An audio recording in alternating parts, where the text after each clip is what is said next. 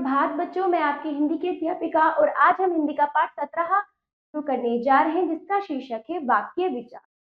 तो शुरू करते हैं पाठ 17 वाक्य विचार, जिसे अंग्रेजी में सिंटैक्स कहते हैं। चलिए, वाक्य वाक्य क्या होता है देखिए। वाक्य भाषा की सबसे महत्वपूर्ण इकाई है क्योंकि किसी भी शब्द का निश्चित अर्थ वाक्य में प्रयोग किए जाने पर ही मिलता है। जब वाक्यों में शब्द प्रयोग किए जाते हैं तब वे पद कहलाते हैं। शब्द जब वाक्यों में प्रयोग किए जाते हैं पद कहलाते हैं। वाक्य का प्रत्येक पद किसी न किसी संबंध से जुड़ा रहता है। तो इस तरह से पदों का ऐसा व्यवस्थित समूह जो पूरा अर्थ दे वाक्य कहलाता है। ठीक है? वाक्य रचना में पदों का व्यवस्थित क्रम में होना आवश्यक है। ऐसा नहीं आपने कुछ भी लिख दिया वाक्य बन गया, उसका होना चाहिए, क्रम में होना चाहिए। पदों को उनके उचित स्थान पर रखने की पदों को उनके उचित स्थान पर रखने को पद क्रम कहते हैं। यदि पदों को व्यवस्थित ढंग से नहीं रखा जाए तो सार्थक वाक्य नहीं बन सकता। उदाहरण देखिए, छत सो चाचा जी पर है रहे। चाचा जी छत पर सो रहे हैं, तो ये सार्थक अर्थ दे रहा है, ये कोई अर्थ नहीं दे रहा है। समझ नहीं आ रहा है कि बताया क्या जा रहा है। तो इस तरह से, ठीक है। तो इस तरह से वाक्य का उचित क्रम होना बहुत जरूरी है जो एक सार्थक अर्थ देता हो। कई बार मात्र एक पद का भी वाक्य हो सकते हैं। मात्र एक पद के मतलब एक शब्द में भी वाक्य हो सकते हैं, जैसे कि चलिए, रुकिए, बैठिए। बात पूरी आ गई समझ, बात पूरी हो गई। इतने शब्दों में भी वाक्य हो सकते हैं। वाक्य के अंग उद्देश्य। वाक्य के दो अंग होते हैं, उद्देश्य और विधेय। दो प्रमुख अंग होते हैं। उद्देश्य क्या होता है? वाक्य में जिस वस्तु या व्यक्ति के विषय में कुछ कहा जाता है वे उद्देश्य कहलाते हैं। सामान्यतः वाक्य में जो कर्ता होता है वही उद्देश्य कहलाता है। जिसके बारे में कहा जा रहा है, के बारे में कहा जा रहा है, कुछ कहा जा रहा है, वो व्यक्ति जो है, वो वस्तु या कुछ भी हो सकता है, वो आपका उद्देश्य या कर्ता कहलाता है। यही कर्ता कहते हैं। विपिन पत्र लिखता है, उदित खेल रहा है। विपिन के बारे में पत्र लिखने वाली बात कही जा रही है, उदित के खेलने की बात की जाए तो विपिन और पत्र उपकट, विपिन और उदित क्या हो गए? उद्देश्य। तो इस तरह से ये उद्देश्य हुए। अब आ जाइए खा नंबर पे, विधेय। विधेय क्या होता है? वाक्य में उद्देश्य के विषय में कुछ भी कहा जाता है। अब जिसके बारे में कहा जा रहा है वो तो हो गया उद्देश्य या कर्ता। जिसके बारे में कुछ कहा जा रहा है, कुछ भी जो कहा जा रहा है, कुछ भी उसके बारे में बताया जा रहा है, वो आपको कुछ भी जो भी कहा जा रहा है वो विधेय होता है। जैसे विपिन पत्र लिखता है, विपिन के बारे में क्या बताया? पत्र लिखता है। उदित खेल रहा है, तो इस तरह से उसके बारे में जो कुछ बताया जा रहा है, बाकी चीजें जो विधेय के अंतर्गत आएगी। तो इस तरह से विपिन और उदित उद्देश्य तथा पत्र लिखता है और खेल रहा है विधेय। ठीक। अब एक चीज और, वाक्य की रचना, जब वाक्य बनाते हैं आप, सबसे पहले कर्ता, उसके बाद कर्म, फिर अंत में क्रिया। इस बात का आपको ध्यान रखना, कर्ता, कर्म और क्रिया। और निम्नलिखित उदाहरणों से उद्देश्य विधेय को समझिए। उद्देश्य देखिए, पिताजी नहर पर तैर रहे हैं, मम्मी कार्यालय से लौट आई है, माँ ने कपड़े धो लिए हैं, दुकानदार ने सामान तोल लिया है। इस तरह से उद्देश्य और विधेय को हमने अलग अलग करके भी लिखा। पहले क्या है? उद्देश्य, कर्ता, फिर कर्म, फिर अंत में क्रिया। इस तरह से आपको समझाया। अब आइए उद्देश्य की रचना। उद्देश्य में कर्ता की रचना निम्नलिखित 4 प्रकार से होती है: संज्ञा से, सर्वनाम से, विशेषण से और क्रियार्थक संज्ञा से। संज्ञा से देखिए, अतुल घर चला गया, कुत्ते ने उसे काट लिया, ये हो गई आपकी संज्ञा। सर्वनाम देखिए, तुमने पत्र नहीं लिखा, वे इस घर में रहते हैं, तो तुमने और वे क्या हुआ आपका? सर्वनाम। विशेषण देखिए, श्रेष्ठ राजनेता देश की दशा बदल सकते हैं। विशेषण में श्रेष्ठ, श्रेष्ठ भी आपका कर्ता की उद्देश्य की रचना हो सकती है। श्रेष्ठ, तो आपका यहाँ पे श्रेष्ठ भी क्या हो सकता है? कर्ता या उद्देश्य हो सकता है। गरीबों ने तुम्हारा क्या बिगाड़ा है? क्रियार्थक संज्ञा से देखिए, तैरना अच्छा व्यायाम है, धूम्रपान करना बुरी आदत है। तो बच्चों, जो उद्देश्य है जरूरी नहीं से केवल संज्ञा या कोई वस्तु का नाम हो सकता है, आपका संज्ञा के रूप में भी हो सकता है, सर्वनाम के रूप में हो सकता है, विशेषण के रूप में भी हो सकता है, क्रियार्थक संज्ञा के रूप में भी हो सकता है। अब कर्ता का विस्तार निम्नलिखित 4 प्रकार से होता है। अब इसका विस्तार देखिए, विशेषण से, मोटा लड़का झूठ बोल रहा है, पागल कुत्ते ने उसे काट लिया है। ये विशेषण से निकला। कर्ता का विस्तार जो आपका उद्देश्य है। संबंध बोधक विशेषण से देखिए, विद्यालय के प्रधानाचार्य आज नहीं आए, विमला की दादी मर गई। अब देखिए समानाधिकरण से, नेताजी सुभाष चंद्र बोस महान देशभक्त थे, झांसी की रानी लक्ष्मीबाई साहसी महिला थी। पदबंध से देखिए, नीली आंखों वाली लड़की बहुत सुंदर लग रही है, लंबे बालों वाला लड़का अच्छा खेल रहा है। तो आप यहाँ पर देख रहे हो, यहाँ पर आपका जो उद्देश्य आपका जो कर्ता है वो विस्तार रूप में किस तरह से वाक्यों में आ सकता है। आप जिसके बारे में आप बता रहे हैं, किसके बारे में बता रहे हैं, विद्यालय के प्रधानाचार्य, तो पूरा ही उद्देश्य कर्ता के रूप में आएगा। नेताजी सुभाष चंद्र बोस, ऐसा नहीं है कि एक ही शब्द आपका कर्ता है उद्देश्य होगा, कई सारे शब्द शब्दांश भी हो सकते हैं कर्ता के रूप में, विस्तार रूप में भी हो सकते हैं, इसका ध्यान। अब आज विधेय की रचना 5 प्रकार से होती है। क्रिया से, कर्म और क्रिया से, कर्म के विस्तार और क्रिया से, पूरक से और क्रिया से, क्रिया के विस्तार और क्रिया से। ठीक है, तो इस तरह से 5 प्रकार से विधेय की रचना होती है। देखिए, शिवम आया, बच्चे चले गए, क्रिया के रूप में विधेय। ठीक है, अब कर्म और क्रिया से, हमने दूध पी लिया है, मैं जीत लिया है, इसमें कर्म भी आ गया, क्रिया भी, दूध आपका कर्म आ गया, पी लिया आपकी क्रिया आ गई। कर्म के विस्तार और क्रिया से, अनीता ने एक छोटी सी रोटी बनाई, उन्होंने एक लंबा चौड़ा मकान बनाया। यहाँ पे कर्म का विस्तार आ गया, विस्तार यानी कर्म को खुल के लिखना। ठीक, अब देखिए अगला, पूरक से और क्रिया से, तुम बहुत साहसी हो, वह मेहनती था। क्रिया के विस्तार और क्रिया से, हम उससे आगे बढ़कर मिले, वह तेजी से उठ खड़ा हुआ। इस तरह से भी हो सकता है बच्चों, ये ध्यान रखने योग्य है कि किस तरह से विधेय की रचना हो। एक शब्द के रूप में भी विधेय हो सकता है और कई सारे शब्दों के विस्तार के रूप में भी हो सकता है। चलिए, वाक्य के भेद देखिए, रचना के आधार पर, अर्थ के आधार पर। रचना के आधार पर सरल वाक्य, मिश्रित वाक्य और संयुक्त वाक्य, ये रचना के आधार पर, इन 3 आधारों पर बांटा गया है रचना के आधार पर। जिन वाक्यों में एक या एक से अधिक उद्देश्य कर्ता होते हैं और केवल एक क्रियापद होता है, उन वाक्यों को सरल या साधारण वाक्य कहते हैं। ऐसे वाक्य जिसमें एक या एक से अधिक कर्ता भी हो सकते हैं, लेकिन एक सरल वाक्य में बात पूरी हो रही है, कोई और अन्य वाक्य उसमें नहीं है, तो वो आएगा सरल वाक्य में। जैसे शिखर बीमार है, माता जी ने सीमा को एक साड़ी दी, दिनेश हंसता है, सोनू और मोनू खेल रहे हैं। तो क्या है, एक वाक्य में बात पूरी हो गई है, चाहे इसमें 2 या 2 से अधिक आपके कर्ता रहे हों। मिश्रित में आ जाइए, इस वाक्य में एक प्रमुख या स्वतंत्र उपवाक्य और एक या अधिक गौण या आश्रित उपवाक्य होते हैं। इसमें क्या होगा, एक प्रमुख या स्वतंत्र उपवाक्य और एक या अधिक गौण या आश्रित उपवाक्य। एक तो होगा स्वतंत्र उपवाक्य, एक होगा उस पर आश्रित, उस पर निर्भर वाक्य होगा, उसे क्या कहेंगे, मिश्रित वाक्य कहते हैं उन्हें।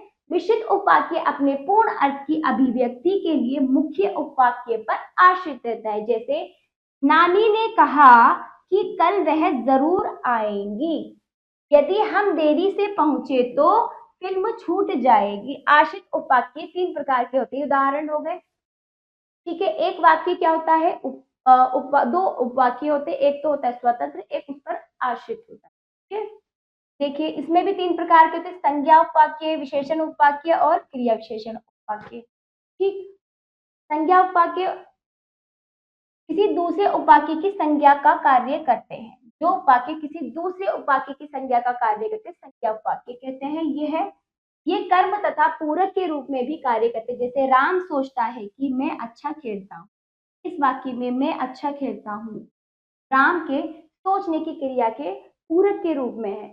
कि संरचना की दृष्टि से ऐसे वाक्यों में की तथा अल्प विराम चिन्हों का उपयोग किया जाता है। ठीक है, तो इस तरह से किसी दूसरे उपवाक्य की संज्ञा का कार्य करते हैं के अंतर्गत। अब विशेषण उपवाक्य देखिए, इन वाक्यों में आश्रित उपवाक्य मुख्य उपवाक्यों में आय संज्ञा या सर्वनाम की विशेषता बताता है। वह पुस्तक कहाँ है जिसे आप लाए थे, यही वह व्यक्ति है जिसने डूबते बच्चे को बचाया। यहाँ पर क्या है, आश्रित उपवाक्य जो है मुख्य उपवाक्य में आय संज्ञा सर्वनाम की विशेषता बताता है ना। जैसे जिसे आप लाए थे, जिसने डूबते बच्चे को बचाया, है ना, यही वे ये संज्ञा सर्वनाम की विशेषता के बारे में बता रहे हैं। क्रिया विशेषण उपवाक्य, जब किसी वाक्य में आश्रित उपवाक्य प्रधान वाक्य की क्रिया की विशेषता बताता है, क्रिया की प्रधान वाक्य की विशेषता बताता है, उसकी क्रिया की विशेष तो उसे क्रिया विशेषण उपवाक्य कहते हैं। जैसे जब मैं स्टेशन पहुंचा तब गाड़ी जा चुकी। ठीक है, इस तरह। अब आइए संयुक्त वाक्य, जिस वाक्य में दो या दो से अधिक मुख्य अथवा स्वतंत्र उपवाक्य होते हैं और वे किसी योजक से जुड़े रहते हैं, उसे संयुक्त वाक्य कहते हैं। इसमें मुख्य स्वतंत्र वाक्य, इसमें कोई आश्रित नहीं होते, दोनों ही स्वतंत्र होते हैं, लेकिन कोई योजक या योजक से जुड़े रहते हैं, किसी न योजक से, तो वो होते हैं संयुक्त वाक्य। जल्दी चलिए अन्यथा बहुत देर हो जाएगी। तो जल्दी चलिए बहुत देर हो जाएगी दोनों ही मुख्य हैं, दोनों ही स्वतंत्र हैं, अन्यथा से ये योजक। आप चाय पिएंगे या कॉफी? ठीक है, हरी गिर गया लेकिन उसे चोट नहीं लगी, लेकिन से उसने मेहनत की और सफल हो गया। उसने मेहनत की और सफल हो गया, तो योजक चिन्हों से ये है स्वतंत्र उपवाक्य जुड़े हुए हैं। इस तरह से उपयुक्त वाक्यों में प्रत्येक के दो स्वतंत्र भाग हैं तथा अन्यथा या लेकिन और योजक उन्हें जोड़ रहे हैं। समुच्चय बोधक योजकों के आधार पर सही वाक्य चार प्रकार के होते हैं। इनके भी चार प्रकार होते हैं, संयोजक, विभाजक और विकल्प सूचक, परिणाम बोधक, चार प्रकार के होते हैं ये भी संयुक्त वाक्य।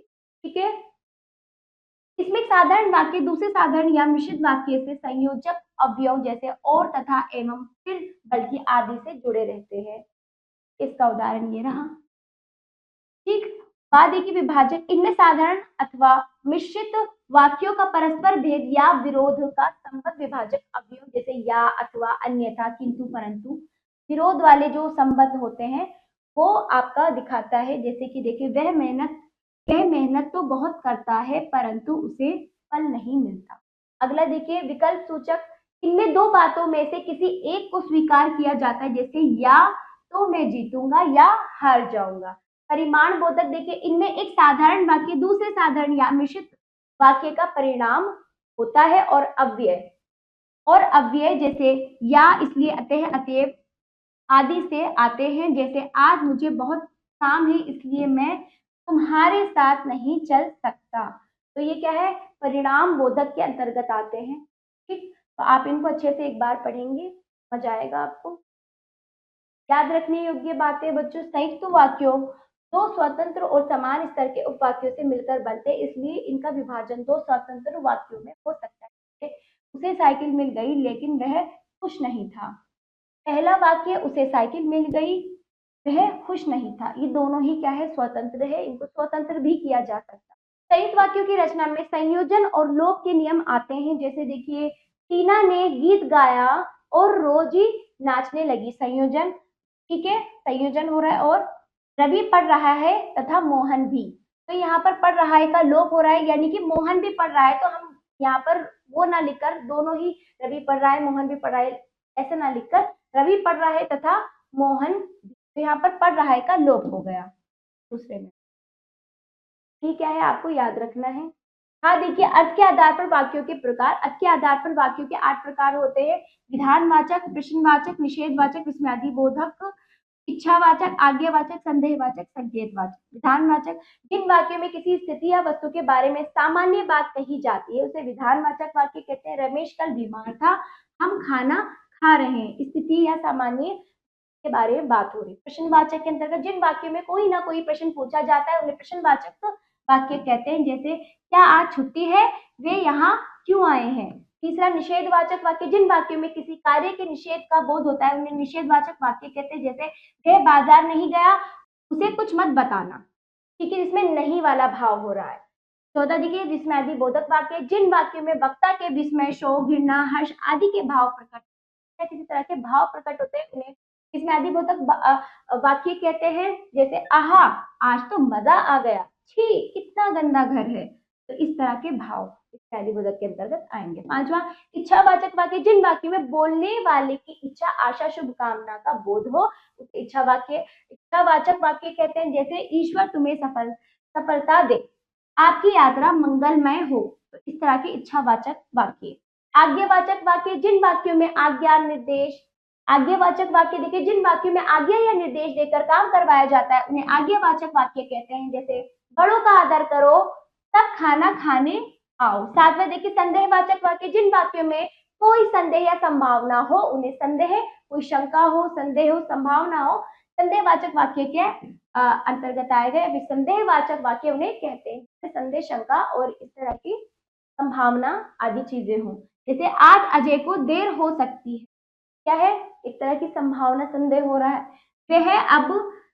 वह अब तक सो चुका होगा। इस तरह से आपके जो संभावना संदेह वाले वाक्य वो संदेहवाचक के अंतर्गत आएंगे। संकेतवाचक वाक्य, जिन वाक्यों में कोई शर्त या संकेत दिया होता है उन्हें संकेतवाचक वाक्य कहते हैं। जैसे यदि वर्षा होती तो फसल अच्छी होती, है ना। तो इस तरह से शर्त हो रही है यहाँ पे, अगर तुम समय पर नहीं आए तो हम दिल्ली चले जाएंगे। इस तरह से शर्त व संकेत का भाव यहाँ पर उत्पन्न हो रहा है। जहां पर संकेत व शर्त वाली बात आए वहां संकेतवाचक। अब आ जाइए बच्चों वाक्य परिवर्तन। वाक्य में मतलब वाक्य के अर्थ में किसी तरह का परिवर्तन किए बिना उसे दूसरे प्रकार के वाक्य में परिवर्तित करना वाक्य परिवर्तन। अर्थ वही हो परंतु उसका प्रकार हमने बदल दिया हो। जैसे सरल वाक्य को संयुक्त वाक्य में परिवर्तन कैसे किया जाता है। सरल वाक्य सच्चे व्यक्ति का सभी सम्मान करते हैं। संयुक्त हो गया, जो व्यक्ति सच्चे होते हैं सभी उनका सम्मान करते हैं। तो इस तरह से दूसरा देखिए, डिजाइनर कविता हमारे घर आई। कविता जो डिजाइनर है हमारे घर आई। मेहनती लोग कभी नहीं हारते, जो लोग मेहनती होते हैं वे कभी नहीं हारते। तो संयुक्त वाक्य यानी दो वाक्य जो स्वतंत्र होते हैं और इस तरह से हमने संयुक्त सरल को संयुक्त में बदला। अब संयुक्त को सरल में बदलो। सुरेश हंस रहा था तो माता जी आ गई। सुरेश के हंसने पर माता जी आ गई। दूसरा देखिए, मैंने उसे खाना खिलाया और कपड़े भी दिए। मैंने उसे खाना खिलाकर कपड़े भी दिए। उसने पैसा कमाया और दान दिया। उसने पैसा कमाकर दान दिया। तो इस विशिष्ट वाक्य देखिए, तुम वहां जाओ जहां ज्ञान प्राप्त हो। तुम ज्ञान प्राप्ति के स्थान पर जाओ। दूसरा देखिए, जो मेहनत करते हैं उन्हें सफलता मिलती है। मेहनत करने वालों को सफलता मिलती है। मैंने उसे समझाया कि आप परिश्रम करिए। मैंने उसे परिश्रम करने के लिए समझाया। तो बच्चों देखो, मिश्रित में क्या होगा, एक स्वतंत्र वाक्य जिस पर एक आश्रित वाक्य होता है। दो वाक्य होते हैं, एक आश्रित एक स्वतंत्र। इस तरह से हमें मिश्रित वाक्यों को सरल में बदला। अब आ जाइए मिश्रित वाक्य को संयुक्त में बदलना। पहला देखिए, जब रमन आएगा तब मैं उठ जाऊंगा। रमन आएगा और मैं उठ जाऊंगा। जब सीमा आई तब देव सो रहा था। सीमा आई थी परंतु देव सो रहा था। तीसरा देखिए, जैसे ही बारिश रुकी वैसे ही धूप निकल आई। बारिश रुकी और धूप निकल आई। तो इस तरह से सरल वाक्य एक ही वाक्य होता है। वाक्य एक आश्रित वाक्य उस पर होता है, कारण का पता चलता है कि ये काम किस लिए हुआ। संयुक्त वाक्य में दोनों ही उपवाक्य क्या होते हैं, स्वतंत्र होते हैं। तो अलग भी किया जा सकता है, वो किसी न किसी योजक से जुड़े। ठीक, प्रवृत्ति आप कीजिएगा बच्चों, हमने क्या क्या अच्छे से पढ़ा है। शब्द या शब्दों का वह समूह जो पूर्ण अर्थ देता हो वाक्य कहलाता है। शब्द जब वाक्यों में शब्द जब वाक्यों में प्रयोग किए जाते हैं तब वे पद कहलाते हैं। वाक्य के दो अंग होते हैं, उद्देश्य और विधेय। रचना के आधार पर वाक्य के तीन में सरल वाक्य, मिश्रित वाक्य। संयुक्त वाक्य के चार प्रकार होते हैं, संयोजक, विभाजक, विकल्प सूचक, परिमाण बोधक। अर्थ के आधार पर वाक्य के 8 भेद होते हैं, सारे 8 भेद होते हैं। ठीक है, हमने देख लिया। अर्थ में कोई परिवर्तन किए बिना वाक्यों के प्रकार में परिवर्तन किया जा सकता है। ठीक है, आओ करें अभ्यास। इन प्रश्नों के उत्तर आप स्वयं देंगे। लिखित वाक्यों में आश्रित उपवाक्य पहचान कर लिखे। तो आपको आश्रित उपवाक्य पहचानना है, आगे लिखना है। पहला देखिए, हालांकि वह थक चुका था फिर भी वह काम करता रहा। तो ये आपका मुख्य फिर भी यह काम करता रहा, ये मुख्य वाक्य है, इस पर निर्भर है हालांकि वह थक चुका। तो आश्रित वाक्य है हालांकि वह, यहाँ पर आपको लिखना है।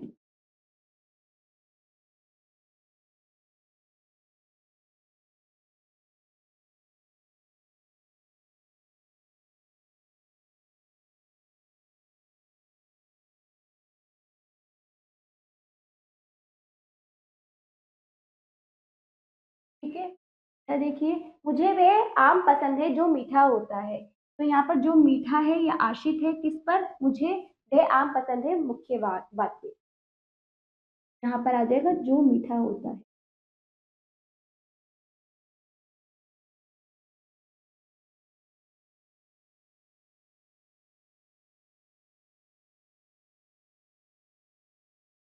बाकी कार्य आप करेंगे। अगला देखिए, दिए गए वाक्यों में पद क्रम ठीक करके सार्थक वाक्य बनाए, मतलब इनका पद क्रम जो है शब्द को सही सही क्रम में लगाकर हमें उनको एक अर्थ वाला वाक्य बनाना है। सोते में रात है क्या भी पक्षी, तो आप इसे बनाएंगे, क्या पक्षी भी रात में सोते हैं, क्या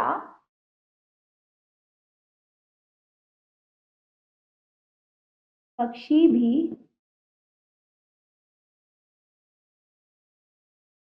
रात में सोते हैं।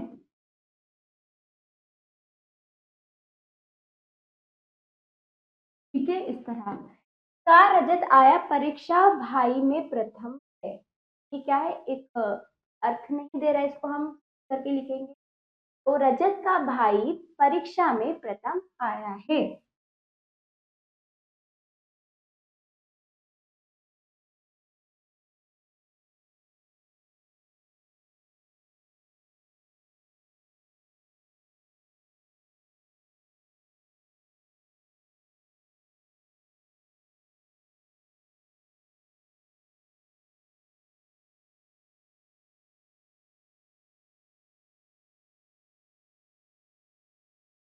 फिर बाकी आप स्वयं करेंगे। अगला देखिए, निम्नलिखित वाक्यों का रूपांतरण निर्देशानुसार कीजिए। तो आपके निर्देश दिए गए, इनको परिवर्तन करना है इन्हीं के अनुसार। जैसे कमल ने पाठ पढ़ लिया है, तो प्रश्नवाचक में बनाएंगे, तो क्या कमल ने पाठ पढ़ लिया है, क्या कमल ने पाठ पढ़ लिया है।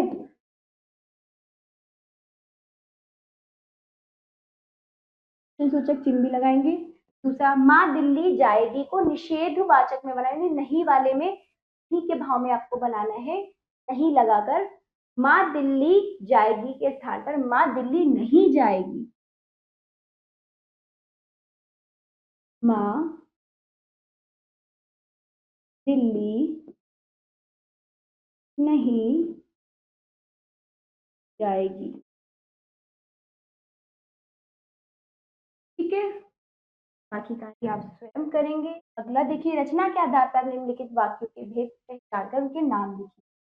पहला देखिए बच्चों, रचना के आधार पर निम्नलिखित वाक्यों के भेद पहचान कर उनके नाम लिखिए। रचना के आधार पर, या तो तुम रुको, चले जाओ, क्या है, स्वतंत्र वाक्य किससे जुड़े रहते हैं, योजक चिन्हों से। किसमें जुड़े रहते हैं, संयुक्त वाक्य, जो संयुक्त प्रकार है वाक्य का रचना के आधार पर, तो इसके अंदर संयुक्त वाक्य आएगा, संयुक्त।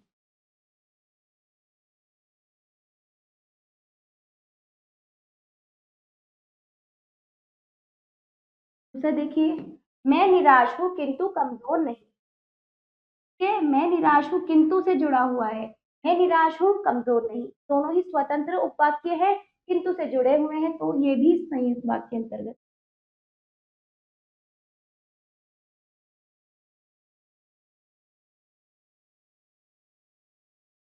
बाकी कार्य आप स्वयं करेंगे। 4 देखिए, बहुविकल्पी प्रश्न पहला, जिन वाक्यों में इच्छा, आशा, शुभकामना व्यक्त की जाती है वे कहलाते हैं इच्छावाचक वाक्य।